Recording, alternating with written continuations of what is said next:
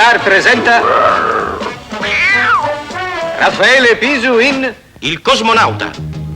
Tutto suo padre, tutto sua madre, Tutto mio nonno che nei pompieri. vecchia razza di pionieri, forti, rudi, baldi e fieri. Bene addestrato, sterilizzato, super nutrito coi suppli.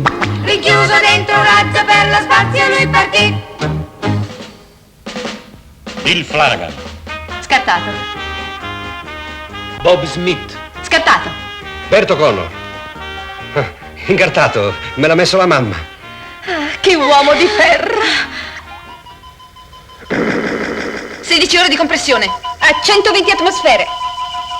Basta, fate uscire O'Connor. Sì, comandante. Domani sarete lanciato in orbita. Come vi sentite, O'Connor? Un po' compresso. Avete un desiderio? Oh sì, mi prende in braccio, tatta. Che ometto di ferro. Qui base spaziale, la straordinaria impresa di Bert O'Connor si è conclusa. Un sandolino della Marina ha recuperato colui che possiamo definire veramente uomo di ferro. Arrivederci. Bravo, uomo di ferro! Grazie amici. Ma scusate, devo lavarmi le mani un momento. All right. Ero allenato e preparato, mi hanno lanciato nel blu.